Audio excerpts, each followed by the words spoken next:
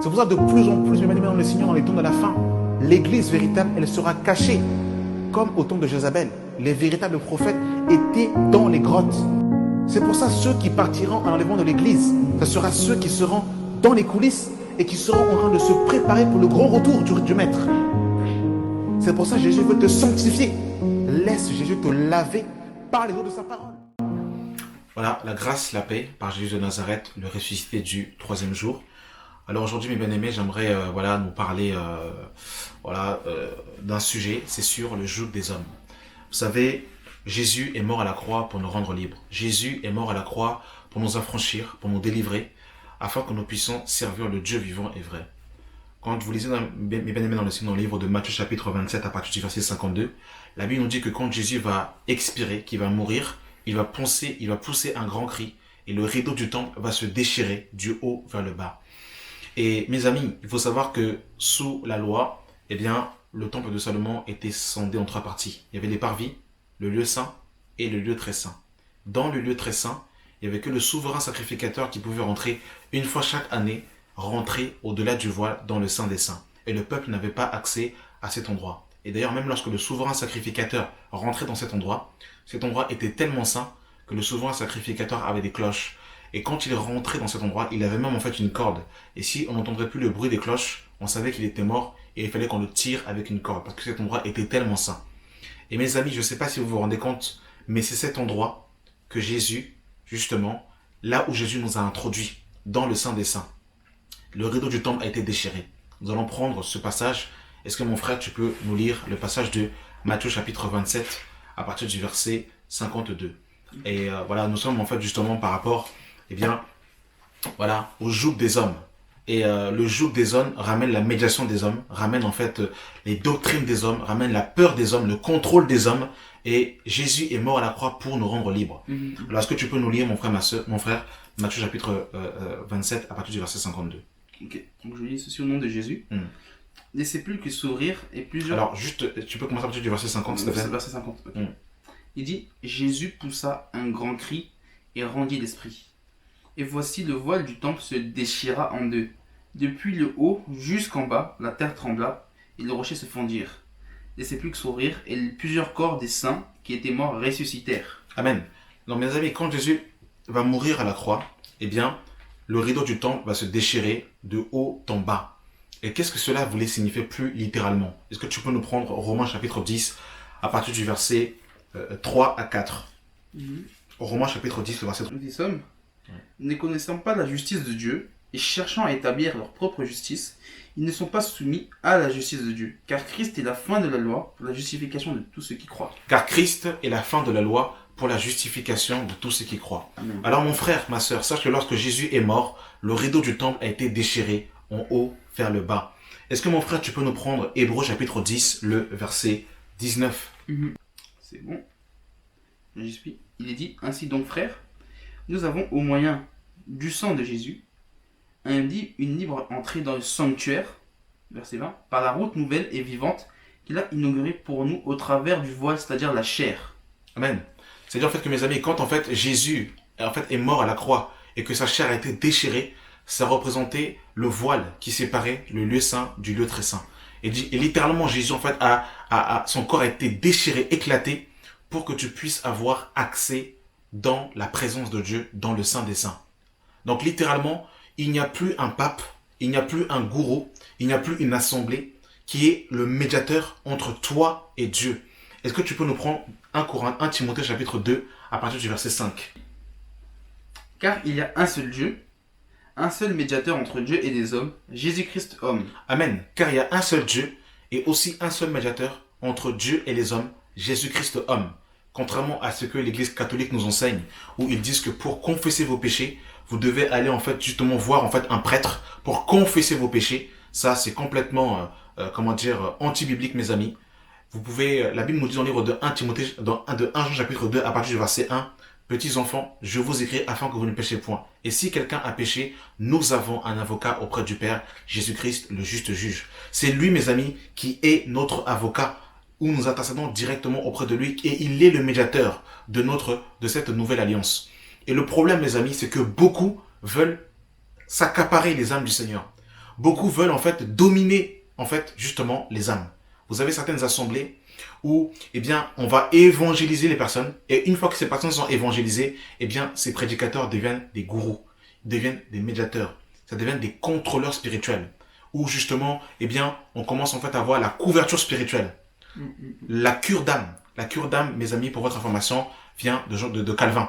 C'est Calvin qui est l'auteur de la cure d'âme. La couverture spirituelle. Père dans la foi, Père spirituel. Est-ce que tu peux nous prendre 1 Timothée, chapitre 1, à partir du verset 1? On met les mains dans le Seigneur. Oui.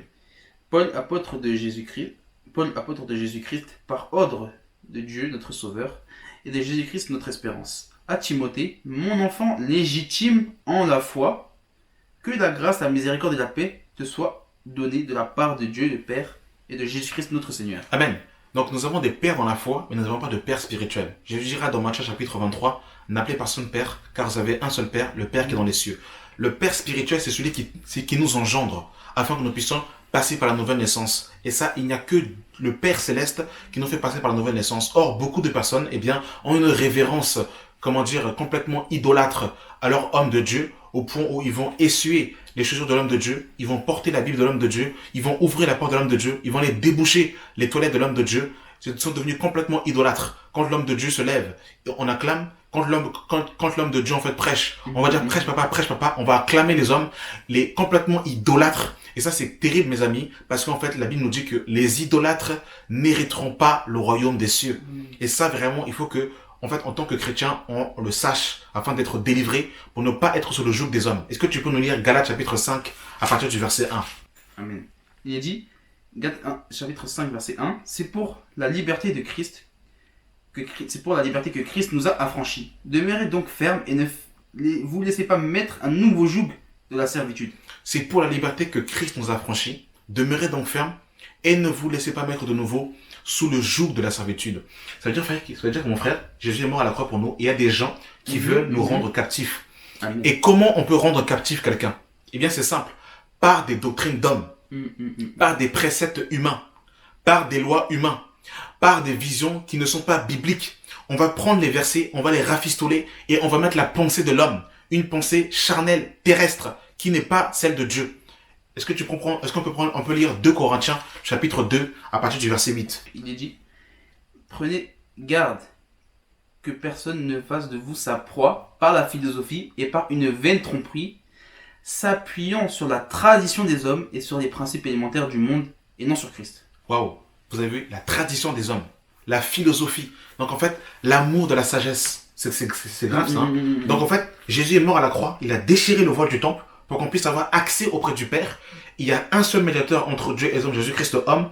Et là, Paul nous révèle que, eh bien, certains chrétiens sont captifs par la philosophie, sont captifs par les traditions des hommes. C'est grave ça, waouh! Donc en fait, vous avez vu que quand en fait on vient à l'évangile, il faut être délivré des traditions, il faut être délivré des coutumes, parce que sinon on fait un mélange. Et qu'est-ce qui se passe? Regardez ce que la parole de Dieu nous dit dans Matthieu chapitre 15, à partir du verset 5, que Dieu sauve son peuple, que Dieu nous aide. Il est dit, mais vous dites celui qui dira à son père ou à sa mère, ce dont j'aurais pu t'assister est une offrande à Dieu, n'est pas venu d'honorer son père et sa mère, c'est ça? C'est ça, ouais, continue. Vous annulez ainsi la parole de Dieu au profit de votre tradition. Vous annulez, c'est quand même fort, hein? Vous annulez la parole de Dieu au profit de vos traditions. En d'autres termes, on ne peut pas prendre les traditions des hommes et la parole de Dieu et faire un micmac des deux et l'enseigner. La tradition des hommes annule la parole de Dieu. Combien de chrétiens ne sont-ils pas, captifs par des enseignements complètement erronés? Où on va te dire, par exemple, ne venez pas dans la maison de Dieu les mains vides. La maison de Dieu n'a rien à voir avec un bâtiment.